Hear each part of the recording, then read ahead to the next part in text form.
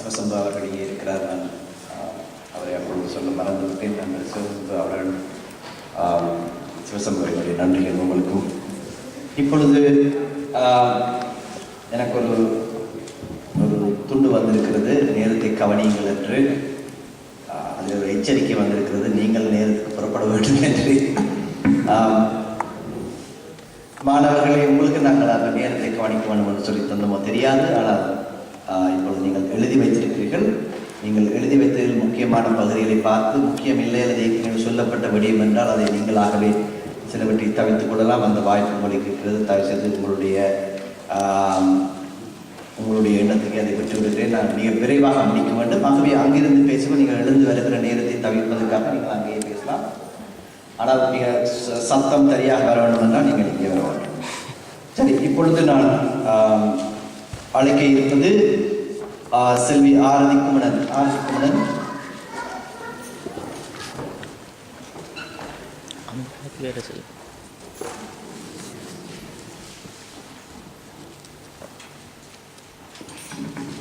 வணக்கம். பாவம், ராகம், தாளம் இவை அனைத்தும் இணைந்து வருவதுதான் பரதநாட்டியம். இது பல நூற்றாண்டுகளாக தமிழ் பண்பாட்டில் பங்கேற்றும் ஒரு கலையாகும். முன்னர் தேவதாசி பெண்கள் ஆலயங்களிலும் அரசு சபைகளிலும் இந்த நடனத்தை ஆடி வந்தார்கள். இப்பொழுது புலம்பெயர்ந்து வாரும் முதியோர்களுக்கு இதோ சரித்திர புத்தகமாகிவிட்டது. இது தமிழரின் வீரம், பெருமை, சரித்திரம், அத்துடன் பண்பாட்டை கற்பிக்கும் ஒரு கலையாகும். இதன் மூலம் தமிழை மட்டுமின்றி நமது அன்றாட வாழ்க்கை நடைமுறைகளை பற்றி நாம் அறிய முடியும். நான் 6 வயதிலிருந்து இக்கலையை கற்று வருகிறேன். இக்கலையில் உள்ளால் நான் கற்றதும் பெற்றதும் என்னவென்று உங்களுடன் அறிந்து கொள்ள வந்துள்ளேன். பாவம் நாம் சொல்ல வரும் விடயத்தை அல்லது கதையை சபையினரிடம் புரியும் வகையில் சொல்வதற்காக உதவும் ஒரு உத்தியாகும். நாம் ஆடும் நடனத்தின் கதைகளினால் பண்பாட்டை பற்றிய அறிவை கூட்ட முடியும். அதாவது நிறைய நடனங்கள் நம்முடைய முதியோர்களின் வாழ்க்கை நடைமுறைகளை பயன்படுத்தி இயற்றப்பட்டுள்ளன. உதாரணமாக, ஒரு தமிழ் பெண்ணின் குணாதிசயங்களும் இயற்கை பண்புகளையும் பரதநாட்டியத்தின் உள்ளால் உணர்ந்து கொண்டேன். பெண்ணாக மட்டுமின்றி ஆணாகவும் அரசர்களாகவும் சிறு குழந்தைகளாகவும் இன்னும் பல பாத்திரங்களாகவும் நடனமாடியுள்ளேன். இவற்றின் ஊடாக என்னால் பல விடயங்களை கற்றுக்கொள்ள முடிந்தது. அதை விடுங்கள், இலக்கியங்கள், அதாவது சிலப்பதிகாரம், ராமாயணம் போன்றவற்றை மிகவும் அழகான நடன வடிவத்தில் காட்டுபவர்களை நான் அறிவேன். இப்பேற்பட்ட நிகழ்வுகளூடாக இளையோர்களிடம் தமிழ் இலக்கியங்களை பரப்பலாம். சபையோர் மட்டுமல்ல, நடனத்தை ஆடுபவரும் அக்கதையை அறிந்து கொள்ள முடியும். ஒவ்வொரு கதாபாத்திரத்தையும் முழுதாக அனுபவித்து ஆடும் பொழுது ஆடுபவரும் சரி, சபையோரும் சரி, அந்த கதையை முழுமையாக புரியவும் ரசிக்கவும் முடியும். சில மாதங்களுக்கு முன்பு சிட்னியில் ஒரு நடன நிகழ்ச்சிக்கு சென்றிருந்தேன். அங்கு புறநானூறு என்ற இலக்கிய கதையை அனைவரும் புரியும் வடிவத்தில் ஆடினார்கள். முன்பு புறநானூறு என்றால் என்னவென்று தெரியாமல் இருந்த நான் இன்று தமிழரின் வீரம் எப்பேற்பட்டதென்று தெரிந்து வைத்துள்ளேன். ராகம், கர்நாடக இசை அல்லது வேறு இசையை பரதநாட்டியத்திற்கு பயன்படுத்துவது வழக்கம். இதனால் நாட்டியக்காரர்கள் நடனத்திற்கு உதவுகின்றது என்று சங்கீதத்தை கற்றுக்கொள்வார்கள். இப்பேற்பட்டவர்கள் தமது பண்பாட்டைச் சேர்ந்த 2 கலைகளை கற்பார்கள். இன்றும் நான் சங்கீதம் கற்பதை ஊக்குவிப்பதும் இதுவாகும். அது மட்டுமின்றி பாட்டுடன் இணைந்து வாசிக்கப்படும் இசை கருவிகளை பற்றியும் அறிய பரதநாட்டியம் உதவுகின்றது. தாளம். பரதநாட்டியத்தில் ஜதிகள் கற்றுக்கொள்வதற்கு நடனத்துக்கு மட்டுமின்றி நமது வாழ்க்கையில் உதவுகின்றது. பரதநாட்டியம் கற்கும் போது அல்லது ஆடும் போது நாம் எங்களை கட்டுப்படுத்த கற்றுக்கொள்ள வேண்டும். இது நாட்டியத்தில் மட்டுமின்றி வாழ்க்கையிலும் கை கொடுக்கின்றோம். பரதநாட்டியத்தில் நான் கற்றது பல, அவற்றில் உங்களிடம் சொன்னதோ சில. இச்சந்தர்ப்பத்தை கொடுத்த அனைவருக்கும், என் பேச்சை செவிமடுத்த சபையோர்களுக்கும் நன்றி கூறி விடைபெறுகிறேன். நன்றி, வணக்கம். நன்றி. ஆரம்பி அடுத்த ஆண்டு அரங்கேற்றம் காண இருக்கிறார். அவர் என்ன பேச வேண்டும் என்று கேட்டால், நான் உங்களுக்கு தெரிந்ததை எழுதுங்கள் என்று சொல்லி அவர் தன் படித்த கதையை பற்றி எழுதியிருக்கிறார். இப்பொழுது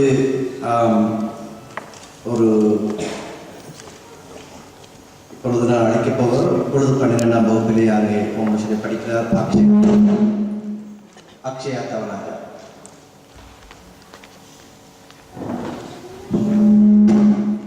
அவர் தமிழ்நாட்டிலே பிறந்தவர். 8ஆம் வகுப்பு வரைக்கும் படித்துவிட்டு இலங்கையை சேர்ந்தவர். தமிழ்நாட்டில் பிறந்தவர். 8ஆம் வகுப்பு வரைக்கும் படித்துவிட்டு சிட்டிக்கு வந்திருக்கிறார். இங்கு கூடியிருக்கும் அனைவருக்கும் என் பணிவார்ந்த வணக்கத்தை தெரிவித்துக் கொண்டு, தேன்மதுர தமிழோசை உலகமெல்லாம் பரவட்டும் என்றார் மகாகவி பாரதியார்.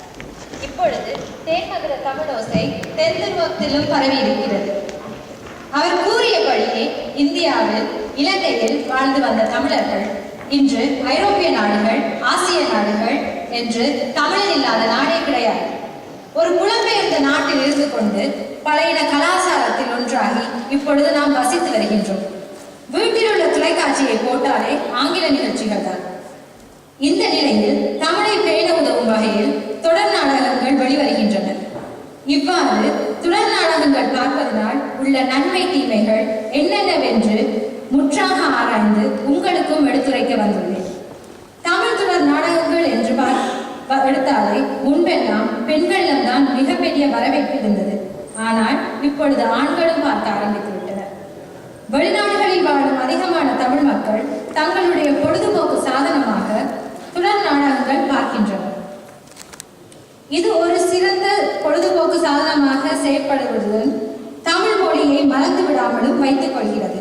ஏனென்றால் புலம்பெயர் நாடுகளில் வசிக்கும் தமிழர்கள் புத்தகங்கள் படிப்பது என்பது இந்த எந்திர வாழ்க்கையில் சாத்தியமற்றது. அவ்வாறு நடந்தாலும் அது தமிழ் மீது அதிக பற்று உள்ளவர்களாலே மேற்கொள்ளப்படும். அது மட்டுமல்லாமல் பெரும்பாலான நாடகங்கள் குடும்ப சம்பந்தப்பட்டதாக இருப்பதால் நம் குடும்பத்தில் நடப்பது போலவே தத்ரூபமாக சில விடயங்கள் அமைகிறது. குறிப்பாக தமிழர்களுடைய வாழ்க்கை முறை, கலை, கலாச்சாரம், பண்பாடு போன்றவற்றை மறந்து விடாமல் வைத்திருக்கவும் இது உதவுகிறது. இவ்வாறான நன்மைகள் இருக்கும்போது அதில் என்ன தீமைகள் இருக்கும் என்று நீங்கள் யோசிக்கலாம். இவ்வாறு தமிழ் தொலைக்காட்சி தொடர் நாடகங்கள் பல சாரணமாக விளைவுகள் ஏற்படுத்தினாலும் சில பாரமான விளைவுகளையும் ஏற்படுத்துகின்றது என்பது மறுக்க முடியாத உண்மை. தொடர் நாடகங்கள் என்பது ஒரு போதைப் பொருளுக்கு ஒப்பிடப்படுகின்றது. எவ்வாறு என்றால், ஒவ்வொரு நாளும் அதை பார்க்க தூண்டும் விதத்தில் அதை அமைத்துக் கொள்வார்கள். இதனால் சிலர் தமது அந்நிய அவசிய தேவைகளை விட்டுவிட்டு இதனை பார்த்து தூண்டப்படுகின்றனர்.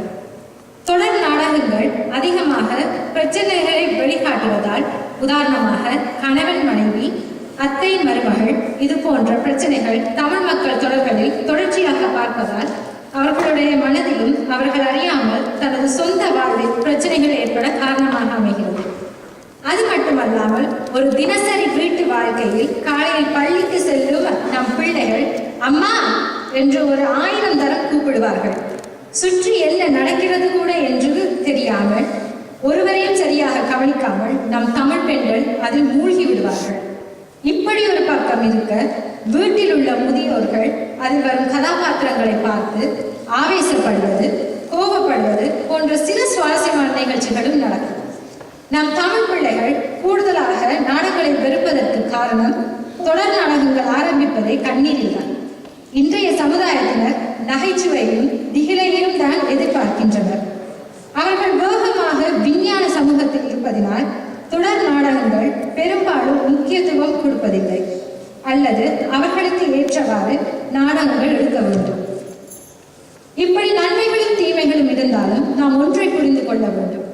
இளம் பிள்ளைகளுக்கு பள்ளிக்கு செல்வது, வீட்டு பாடம் என்று நிறைய வேலைகள் உண்டு. பொழுதுபோக்குவதற்கு முக்கியமாக முக புத்தகம் உள்ளது. ஆண்கள் வேலை செய்வதால் அவர்களுக்கு நேரம் போவது தெரிவதில்லை. வயதான மூத்தோருக்கும் பெண்களுக்கும் குடும்பத்தை பராமரிப்பது போக மற்ற நேரங்களில் பொழுதுபோக்குவதற்கு தொடர் நாடகங்கள் உதவுகிறது. அந்த சுதந்திரத்தை நாம் தடுப்பது ஒரு தவறான செயலாகும். அதற்காக பெண்களும் வீட்டை பராமரிக்காமல் முழு நேரமும் அதில் மூழ்கி இருப்பதை தவிர்த்து கொள்ள வேண்டும். இந்த அருமையான விழாவில் எனக்கும் ஒரு வாய்ப்பு தந்து எனது ஆசிரியர் திருநந்தகுமார் அவர்களுக்கும் ஆஸ்திரேலிய தமிழ் சங்க கலை இலக்கிய சங்கத்தினருக்கும் எனது மனமார்ந்த நன்றியை தெரிவித்துக் கொண்டு விடைபெறுகின்றேன்.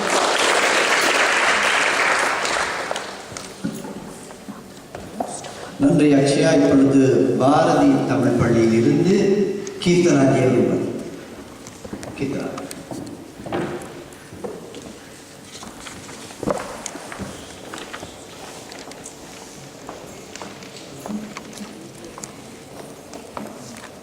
இங்கு கூடியிருக்கும் அனைவருக்கும் எனது அன்பான வணக்கங்களை தெரிவித்துக் கொள்கின்றேன்.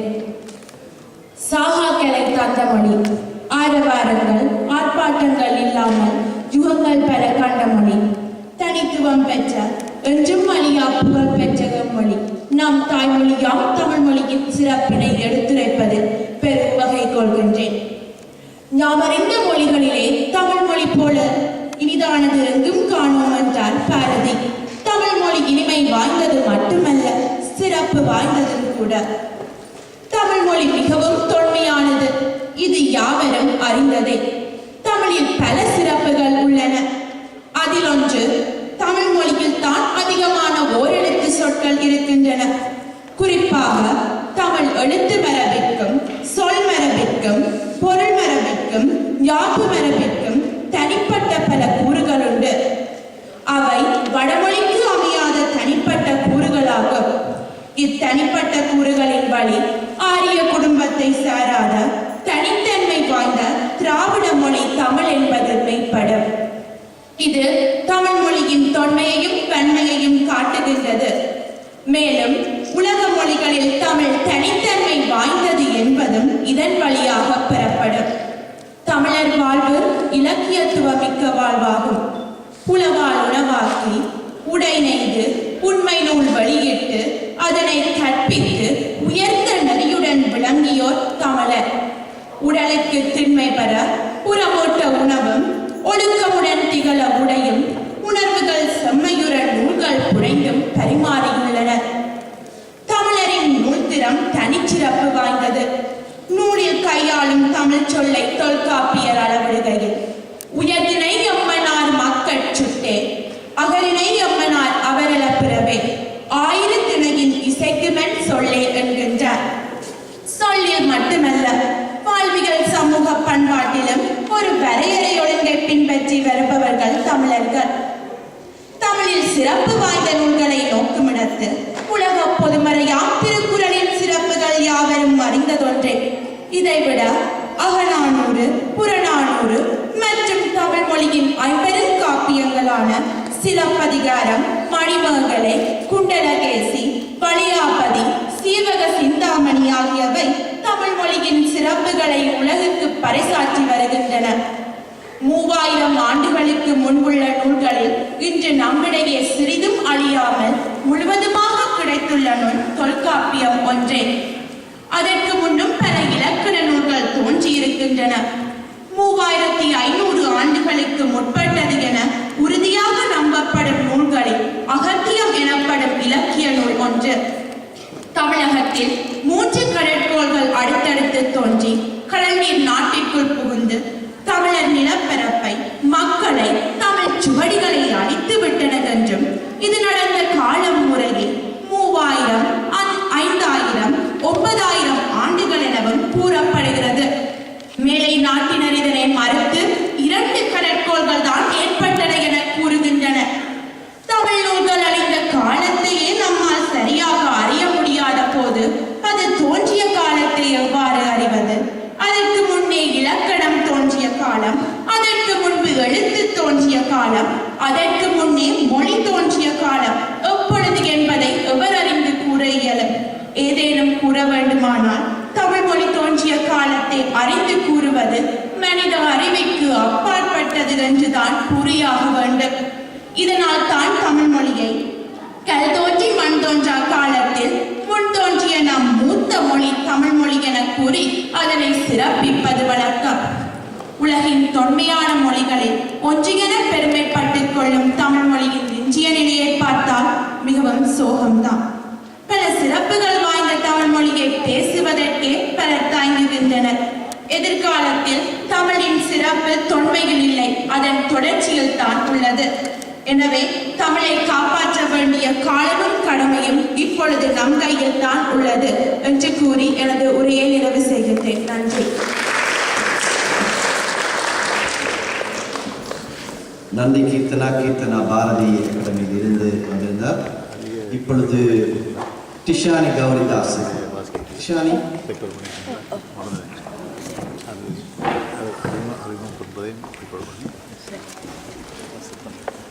நாளைக்கு பள்ளிக்கூடத்தில் பரீட்சை வரலாமா முடியாதா என்று கொண்டிருந்தார். தந்தையார் சொன்னார் பரவாயில்லை சென்று வாருங்கள் என்று.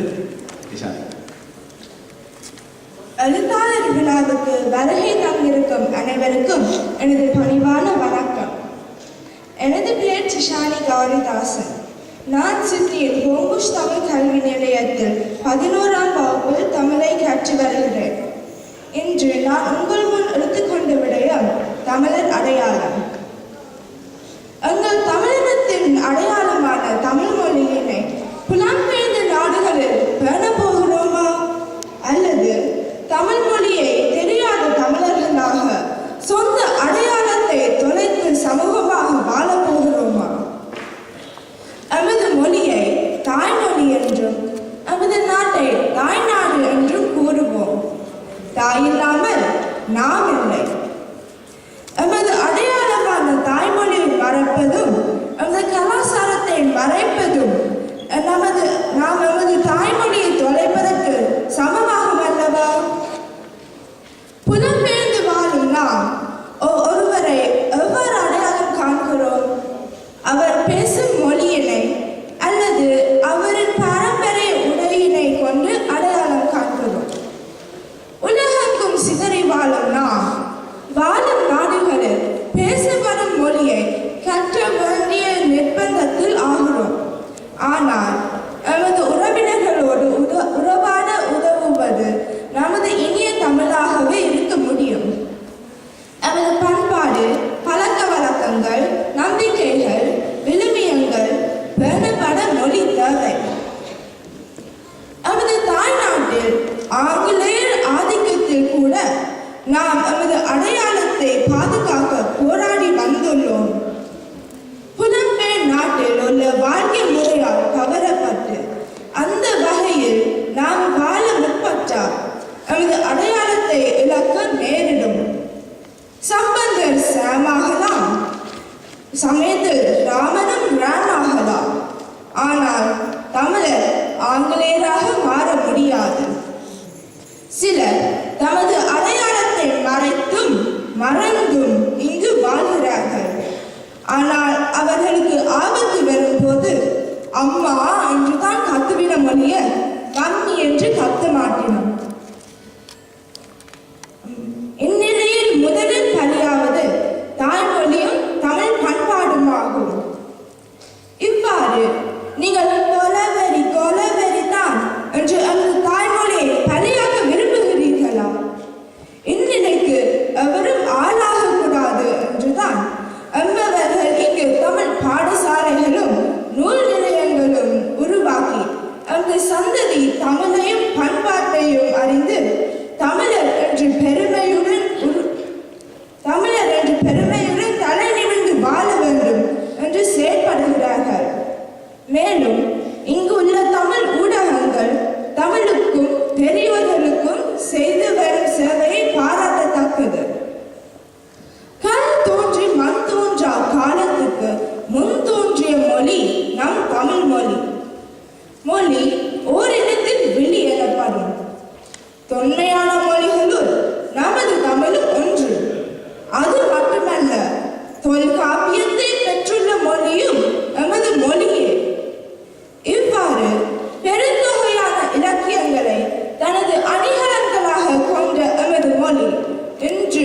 செம்மொழியாக சிறப்புற்றுள்ள மொழி. நாம் தமிழர், எமது தாய்மொழி தமிழ். எமது அடையாளத்தை பேணி காப்பது எமது கடமை.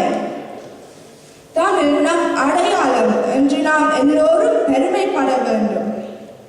தமிழ் இல்லாமல் நம்மை இவ்வுலகில் அடையாளப்படுத்த முடியாது. சீனர்கள், ஆங்கிலேயர்கள் என நாம் மொழியை வைத்து மக்கள் கூட்டத்தை அடையாளம் காண்கிறோம். அதுபோல தமிழும் நமது அடையாளம். இதனால் நாம் எங்களுடைய தமிழ் அடையாளத்தை பாதுகாக்க வேண்டும். நாம் தமிழர் என்று உறுதியோடு சொல்ல வேண்டும். அடுத்த சந்ததிக்கு நமது மொழி, பண்பாடு என்பவற்றை தெரிவித்து அவர்களுக்கும் தமிழர் என்ற அடையாளத்தை பாதுகாக்க வேண்டும். தமிழ் வாழ வாழ்கின்ற எழுத்தாளர்களே, உங்கள் உள்ளத்தில் ஊறி எழுகின்ற உணர்ச்சி வெள்ளம் புலம்பெயர்ந்து வாழும் இளம் உள்ளங்களில் தமிழ் உணர்ச்சியை வளர்க்க வேண்டும். எங்கள் தமிழ், எங்கள் உயிர், எங்கள் வாழ்வு என்று ஒவ்வொரு தமிழனையும் என்ன செய்ய வேண்டும். தமிழை மறந்து தமிழன் என்ற இன உணர்ச்சியை இல்லாமல் வாழ்கின்ற கூட்டத்தினரை தட்டி எழுப்ப வேண்டும். எமது மொழியும் கலாச்சாரமும் எமது பெற்றோர்களுடன் மட்டும் நின்று விடக்கூடாது. சந்ததி சந்ததியாக வளர வேண்டும்.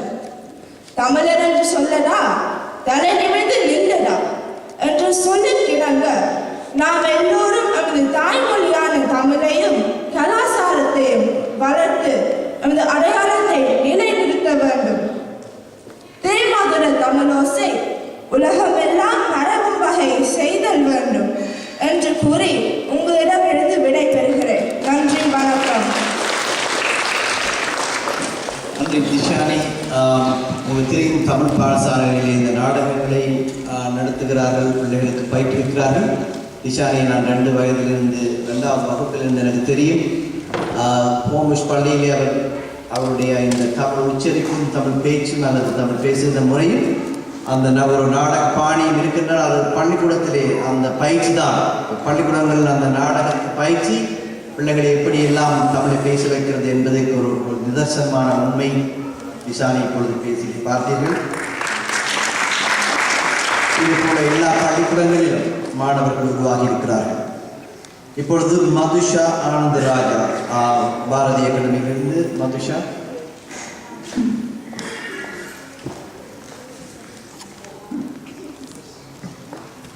இங்கு கூடியிருக்கும் அனைவருக்கும் எனது அன்பான வணக்கம். நான் இன்று பெண்களின் சிறப்பை பற்றி உரையாட வந்துள்ளேன்.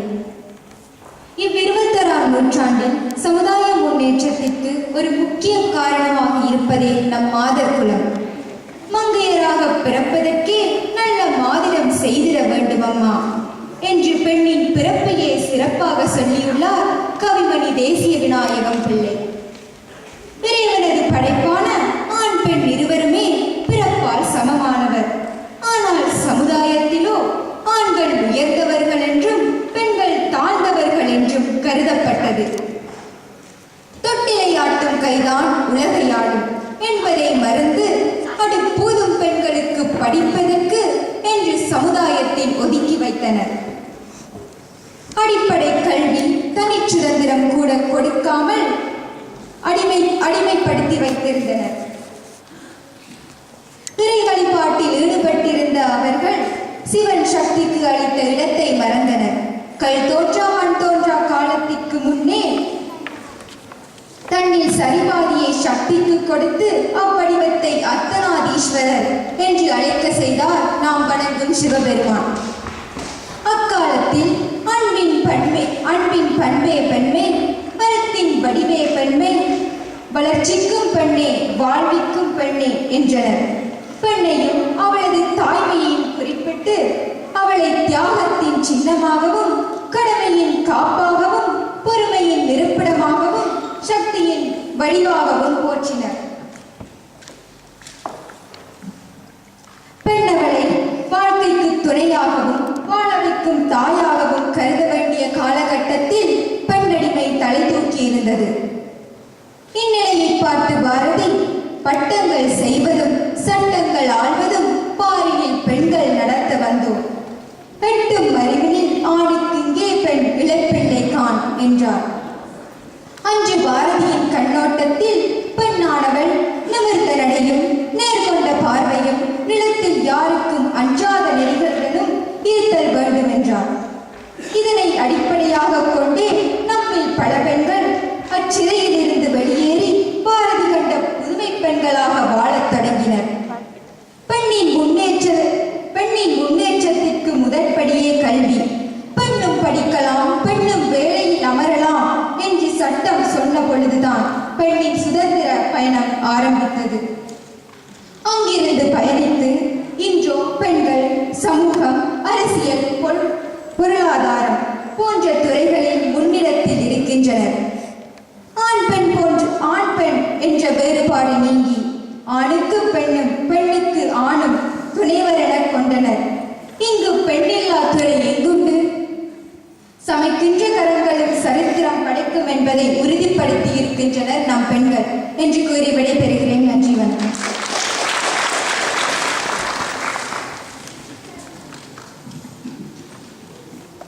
நன்றி மதுஷா. அடுத்ததாக இப்பொழுது இவர்கள் கூட்டத்திலேயே ஒரே ஒரு ஆண் பிள்ளை செல்வன் ஜனார்த்தன் குமரகுருபரன் சுவிட்சர்லாந்திலே பிறந்து பிறகு சிட்னியிலே வந்து இப்பொழுது 11ஆம் வகுப்பில் படிக்கிறார். உலகத் தமிழர்களே, என் உடன்புறவா உறவுகளே, நாம் பிறந்த மண் வேறாயினும் தமிழ் மொழியால் ஒன்றாகினோம், நம் தாய்மொழியால் ஒன்றாகினோம். அனைவருக்கும் எனது பணிவான வணக்கம். இந்தியாவிலோ இலங்கையிலோ என்றால் தமிழ் கலைகள் நிகழ்ச்சிகள் அனைவருக்கும் ஒரு பெரிய கொண்டாட்டம். அங்கே தைப்பொங்கல், சித்திரை வருடப்பிறப்பு, மாட்டுப்பொங்கல், தீபாவளி போன்ற கொண்டாட்டங்களை அடுக்கிக் கொண்டே போகலாம். இங்கு சிட்னியில் நாம் தமிழர்களாக என்ன கலைகளும் மகிழ்ச்சி தரும் நிகழ்ச்சிகளும் என்று கூறி கொண்டாடுகிறோம். அவற்றுள் நான் கற்றதும் பெற்றதும் என்ன? நானோ சுவிட்சர்லாந்தில் பிறந்து 10 வருடங்கள் பின் இங்கு வந்தேன். சென்ற வருடம்தான் முதல் முறையாக இலங்கைக்கு சென்று வந்தேன். சிட்னியில் கலைகளும் மகிழ்ச்சி தரும் நிகழ்ச்சிகளும் என்றாலே கண்களுக்கு குளிர்ச்சியூட்டும் நிகழ்ச்சிகளும் செவிகளுக்கு இனிமையான இசைகளும் என்று நினைவு வரும். இது மட்டுமல்ல, வாய்க்கு ருசியான உணவு வகைகளும் பழச்சாறுகளும் நிகழ்ச்சிகளுக்கும் இசைகளுக்கும் மேலதிக சுவையை ஏற்படுத்துவது மட்டுமல்லாமல் அந்த நிகழ்ச்சிகளுக்கு செல்லக்கூடிய சனத்தொகையையும் பிரமாண்டமான அளவில் அதிகரிக்கும். எங்கே சமையல் நேரத்தை மிச்சம் பிடிக்கலாம் என்றளவா இருக்கிறார்கள் பல பெண்கள்.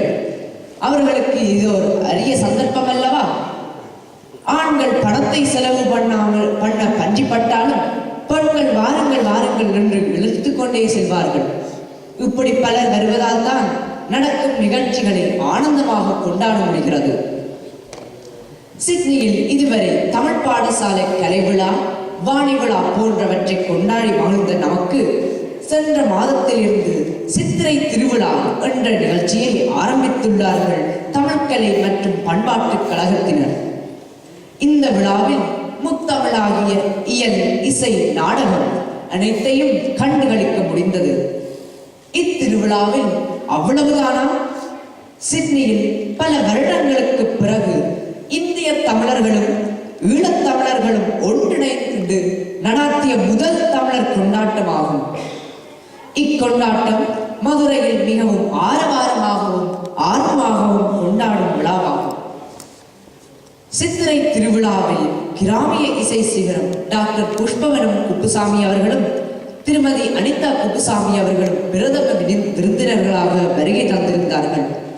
அவர்கள் மேடையேறி பாடிய முதல் பாடல், உலகத் தமிழர்களே, என்னுடன் பிறவா உறவுகளே, நாம் பிறந்த மண்வராயினும் தமிழ் மொழியால் ஒன்றாகினோம், நம் தாய்மொழியால் ஒன்றாகினோம் என்று டாக்டர் குப்புசாமி அவர்கள் இசைத்தார். ஒரு 4 அல்லது 5 வாரங்கள் கடந்த பிறகும் எனது மனதில் ஆணி அடித்தது போல பதிந்துள்ளது. அவரின் அந்த தொடக்க பாடலே எங்கள் அனைவரையும் கவர்ந்து விட்டது. சித்திரை திருவிழா அன்று மழை கொட்டப் போவது போல முகில் அனைத்தும் ஒன்றிணைந்தனர். அந்த வேளையில் என்னடா திருமதி குப்புசாமி அவர்கள் இன்னும் பாடி முடியவில்லையே, அதற்குள் மழை வந்து விட்டதா என்று திரும்பி பார்த்தேன். மக்களின் கரகோஷம் எனது காதில் இடி போல விழுந்தது என்பதை அறிந்து கொண்டேன். இத்தனைக்கும் தித்திக்கும் நிகழ்ச்சி. இவற்றைத் தொடர்ந்து வேறு பல நிகழ்ச்சிகளும் பலத்த கரகோஷங்களை பெற்றன. அவற்றில் ஒன்று அனைவரும் வயிறு உழுங்க சிரிக்க வைத்த ஒரு குடும்ப நாடகம். 3 விதமான குடும்பங்கள். முதலாவது எங்கள் பழைய கால நினைவையூட்டியது. அதாவது ஆண்கள் பெண்களை அடக்கி தம்முடைய கட்டுப்பாட்டுக்குள் வைத்திருந்த காட்சியை விவரித்தது. இரண்டாவது ஆண்கள் பெண்களுக்கு நிகர் என்று காட்டும் நாடகம். அடுத்த நாடகம் எங்கள் வெளிநாட்டு வாழ்க்கையை சித்தரிப்பது. இதில் உங்கள் அனைவருக்கும் நல்ல அனுபவம் இருக்கும். உங்கள் மனைவிமாரிடம் படாது பாடல்பட்டிருப்பீர்கள். அதை எடுத்து காட்டிய நாடகம்தான் இது. இப்படி சித்திரை திருவிழா சிந்தைக்கு இனிய பல நிகழ்ச்சிகளை சித்தரித்தன.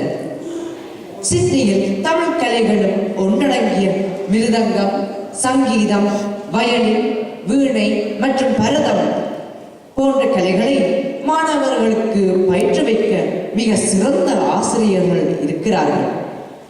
நான் தற்போது 6வது வருடமாக மிருதங்க வகுப்புகளுக்கு சென்று வருகிறேன். சங்கீதம் 2 வருடங்கள் பயின்ற பின்னர் எனது குரல் ஏற்படுத்திய சில பிரச்சனைகளால் தவிர்த்து விட்டேன். ஏனிலும் சங்கீத இசையை மிகவும் ரசித்து கேட்பேன்.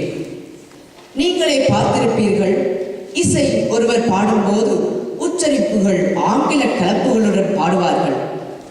ஆங்கிலத்தில் எழுதியிருப்பதால் அப்படி வருகிறது. எமது பல்வேறு ஒலி வித்தியாசங்களை எடுத்து கூறாமல் விடுவதால் கருத்துக்களே மாறிவிடும். அப்போது ரசிக்க முடியாமலே போய்விடுகிறது. பரதம் ஆடும்போது கூட ஆங்கிலத்தில் குறிப்புகளை எடுப்பதால் அவர்கள் பொருள் புரியாமல் உணர்வும் இல்லாமல் ஆடுவார்கள். இது எல்லோரும் அல்ல, சிலர் மட்டுமே. இதிலிருந்து நான் கற்றதும் பெற்றதும் என்னவென்று கேட்டீர்கள் என்றால், தமிழ் கலைகள் தமிழ் மொழியின் ஒரு பகுதியாகும். அதனால் அவற்றை பயிலும் போது தமிழிலேயே நான் குறிப்புகள் எடுக்க வேண்டும் என்று கற்றுக்கொண்டேன். நான் கற்றதும் பெற்றதும் இவ்வளவுதானா? இல்லை, அவை எண்ணில் அடங்காம். இன்று நான் பங்கெடுத்துக் கொண்டிருக்கும் 12வது எழுத்தாளர் விழாவும் ஒரு நிகழ்ச்சி. மெல்போர்ன் கலைகளும் மகிழ்ச்சி தரும் நிகழ்ச்சியிலும் இதுவும் ஒன்று. இது எனது முதல் அனுபவம்.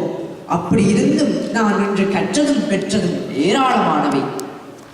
எனக்கு மட்டுமல்ல, என்னிடம் இன்று மேடை ஏறி பேசியிருக்கும் வகுப்பு தோழிகளுக்கும் மெல்போர்ன் தோழிகளுக்கும் ஒரு இனிய அனுபவமாக இருக்கும் என்பதில் எந்த ஒரு சந்தேகமும் இல்லை.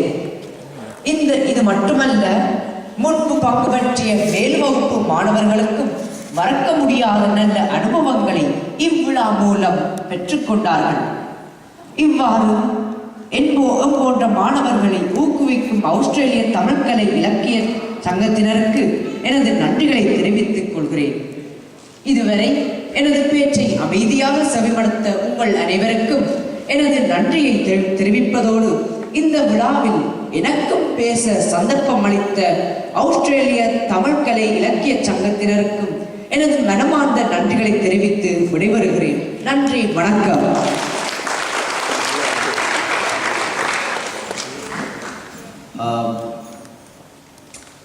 ஜனார்த்தனம் சொன்னார், இதுதான் என்னுடைய முதல் தடவை. உண்மையிலே என்னோட வந்தவர்களுக்கு முதல் தடவையாக அவர்கள் பெற்றோர்களை பிரிந்து தனியாக வந்திருக்கிறார்கள். அந்த வகையில் அவர்களுக்கு அவர்களுடைய அந்த துணிச்சலுக்கு என்னுடைய பாராட்டுகள். அவர்கள் முதல் தடவையாக குடும்பத்தை பிரிந்து அவர்கள் தனியாக துணிச்சலாக என்னோடு புறப்பட்டு வந்தமைக்கு இப்பொழுது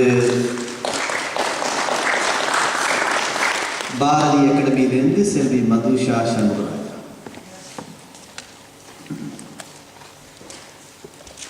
இங்கு சபையில் கூடியிருக்கும் அனைவருக்கும் என் அன்பான வணக்கங்கள். உலகளவ ரீதியில் விஞ்ஞானம் மிக வேகமாக வளர்ச்சியடைந்து செல்லும் இந்த காலகட்டத்தில் மக்களும் அதனுடன் போட்டி போட்டு வாழ வேண்டிய நிலைக்கு தள்ளப்பட்டுள்ளனர். கைத்தொலைபேசிகள் உங்கள் கைகளில் தவறுவது தவிர்க்க முடியாதாகும். இதனால் நன்மைகள் உள்ளது என்று கூறும் அதே வேளையில் தீமைகளும் உள்ளது என்பதை எல்லோருக்கும் உணரக்கூடியதாக உள்ளது. மாணவர்கள் தம் சக மாணவருடன் கலந்துரையாடுவது, தமது கல்வி சம்பந்தமான பிரச்சனை தீர்ப்பதற்கும், பாடசாலை போக முடியாத காலத்தில் பாட விடயங்கள் அறிந்து கொள்ளவும் இது உதவியாக உள்ளது. அடுத்து இது இன்று ஒரு பொழுதுபோக்காக விளங்குகின்றது. பல வகையான விளையாட்டுகள், செய்தி பரிமாற்றம், இடங்கள் அறிந்து கொள்ளுதல் போன்ற பல விடயங்கள் இதனால் நன்மை போற்றப்படுகின்றது. இன்று பல இடங்களில் புகைப்படம் எடுக்க உதவுகின்றது. இன்று உலகில் எந்த பாகத்துடன் உடனுக்கு உடன் தொடர்பு கொள்வதற்கு பேருதவியாக புரிகின்றது. இதன் பயனாக வளர்ச்சி அடைந்த நாடுகள், வளர்ச்சி அடையும் நாடுகள், வளர்ச்சி அடையாத நாடுகள் யாவற்றிலும் கை தொலைபேசிகள் பயன்பாடு உச்ச நிலையில் உள்ளது. இந்த கருவியால் சிலர் நோயாளியாக வேண்டியுள்ளது. தொடர்ச்சியாக கை தொலைபேசிகளில் உரையாடுவதால் புற்றுநோய், காது கேட்பு குறைதல் போன்ற நோய்கள் ஏற்படுகின்றன. பாடசாலை மாணவர்கள் அதிகம் பாவிப்பதால் பல பிரச்சனைகளுக்கு முகம் கொடுக்க வேண்டியுள்ளது. கல்விக்காக செலவு செய்ய வேண்டிய நேரத்தை வீண் அரட்டை அடிப்பது, தேவையற்ற விடயங்களை பேசுவது போன்றவதால் பிரச்சனைகள் உருவாகின்றது. கைத்தொலைபேசியில் பாவித்துக் கொண்டு வாகனம் ஓட்டுவதால் விபத்துகள் ஏற்படுகின்றன. அடுத்தவர் உயிர் உடைமைகள் பாதிப்பு ஏற்பட காரணமாக உள்ளது. எனவே கைத்தொலைபேசிகள் நன்மைகளும் உண்டு, தீமைகளும் உண்டு.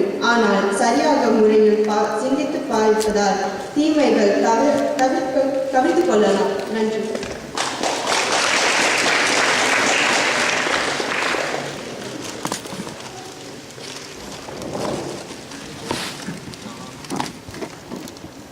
இப்பொழுது வர இருப்பவர் ஈழத்தமிழ் கழக பாடசாலையைச் சேர்ந்த செல்வி ஆரவி மயூரா ரவிக்குமார்.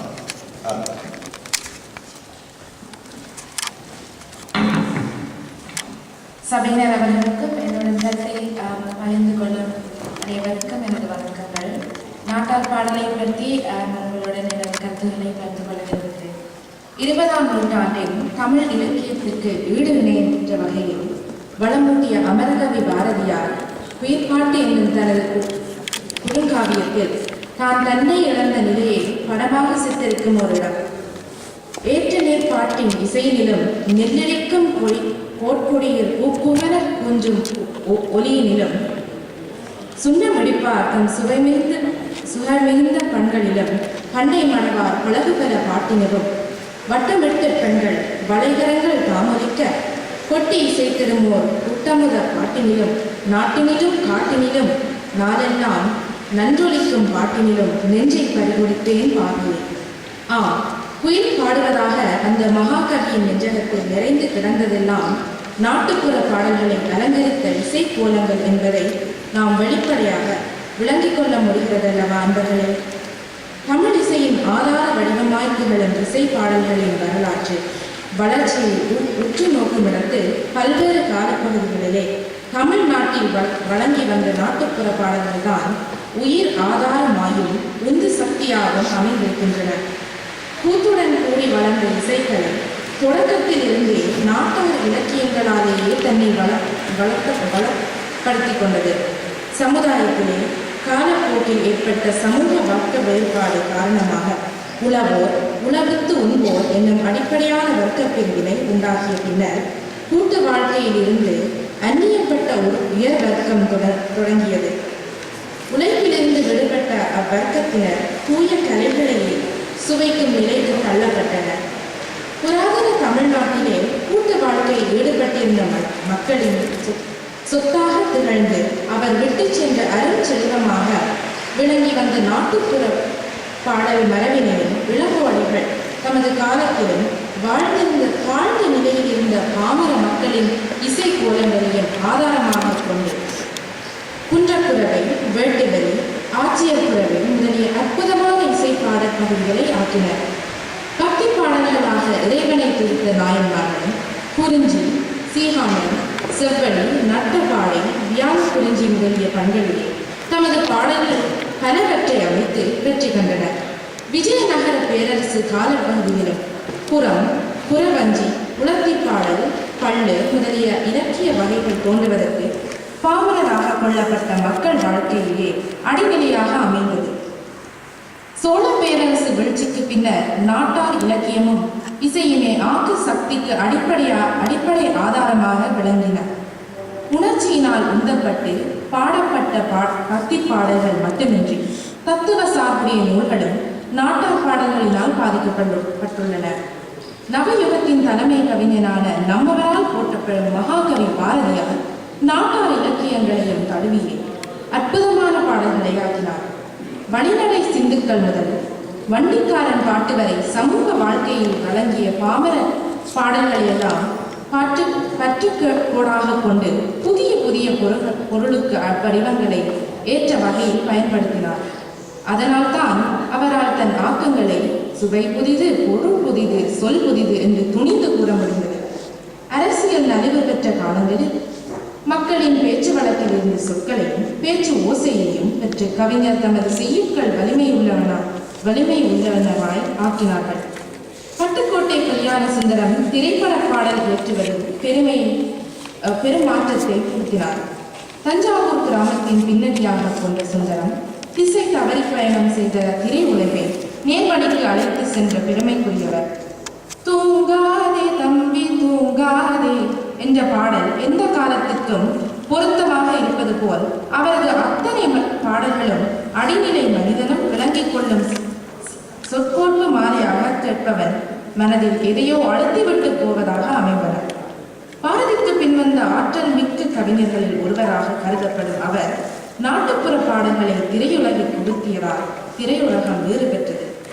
மருதகாசி, கொத்தமங்கலம் சுப்பு, கண்ணதாசன் முதலியோரும் அவ்வப்போது நாட்டுப் பாடல்களை எதிரொலிக்கும் திரைப்பாடல்கள் இயற்றியுள்ளனர். நாட்டுப்புற பாட்டியல் என்பது கிராமாந்திர மக்களின் அனுபவத்தின் பொக்கிஷமாகவும் மனிதனோடு மனிதனை அது நேரடியாக மட்டுமில்லாது இதயத்தோடு இதயத்தை பிணைத்து வைக்கின்றது. இயற்கையோடு இயைந்து வாழும் சமூகத்தின் ஒட்டுமொத்தமான அல்லது தனிப்பட்ட உணர்ச்சிகளை அது பிரதிபலிக்கின்றது. அப்படிப்பட்ட அந்த அருள்களை எழுத்து வடிவம் பெறாமலேயே இன்று வரை உயிர் வாழ்கிறது என்றால் அதனுள் பொதிந்து கிடக்கும் கருப்பொருளும் எளிமையான சொல்லமைப்பும் என்றால் மிகையாகாது. நாட்டுப் பாடல்கள் எளியவை, பகட்டில்லாதவை, பரிசுத்தமானவை, பொய் கலப்பற்றவை, நேரானவை, இனிமையானவை, இசை பொலிவம் நிறைந்தவை என்பார் திரு அன்னகாமம்.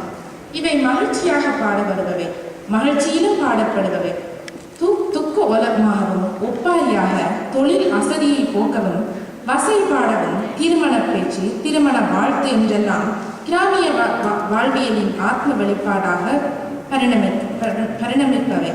இலக்கிய பாடல்களை போன்று ஈடு இணையற்ற விளங்கிடினும் புனைவுகளற்று கற்றோரும் கல்லாரும் இன்பம் பெறும் கலை வடிவங்கள். இதை போன்று லிமரிக் என்கின்ற ஆங்கில கவிதைகளும் மௌனமாக வாசிக்கும் போது வாய்விட்டு சிரிக்காமல் இருக்க முடியாது. திரு ரா ஐயாசாமி, மு அருணாசலம், முவை அரவிந்தன், திரு அழகப்பன், திரு அன்னகாமம், ராசாராம், தமிழண்ணன், பே தூரன், ஆ மு பரமசிவானந்தன், நா வானமாமலை, கி.வா. ஜெகநாதன் போன்றோரும் இலங்கையில் தென் தமிழ் ஈழத்தை சேர்ந்த பேராசிரியர் இ. பாலசுந்தரம் அவர்களும் சுவைப்பு நோக்கில் திரு ஸ்ரீ கந்தராசா பாடுமீன் அவர்களும் ஆங்காங்கே வாய்மொழியாகவும் பதிவுகளாகவும் சிதறி கிடந்த நாட்டார் கலை கருவூலங்களை தேடி தொகுத்தவர்கள் எனலாம். உலக தமிழாராய்ச்சி மன்றம் எடுத்த மாநாடுகள் எல்லாம் நாட்டார் பாடல்களின் ஆராய்ச்சி கட்டுரைகள் ஓரளவு அனுமதிக்கப்படுகின்றன. மேலும் சஞ்சிகைகள், வானொலிகள், தொலைக்காட்சிகள் என்பவற்றின் பங்கு குறிப்பிடத்தக்கது. நாட்டார் பாடல்கள் இசையமைக்கப்பட்டு மேடையில் ஏற்றப்படும் போது அதற்குரிய அங்கீகாரம் அலாதியானது. புஷ்பவனம் குப்புசாமி போன்ற கலைஞர்கள் இப்பணியில் மகத்தான பங்களிப்பு செய்து வருவதை அவதானிக்கலாம். நாட்டார் பாடல் என்றவுடன் நமக்கெல்லாம் ஞாபகத்தில் ஓடி வருவது தாலாட்டு பாடல்கள். நன்கடன் நன் மக்கட்கு பேறு என்றார் திருவள்ளுவர். குடும்பத்தில் குழந்தை என்பது இன்பக் கனவுகளின் உருவம். தூய்மை உலகில் குழந்தையின் ஒவ்வொரு பெருமூச்சும் குறுமலும் தேம்பலும் ஒவ்வொரு சூகை இசையாக.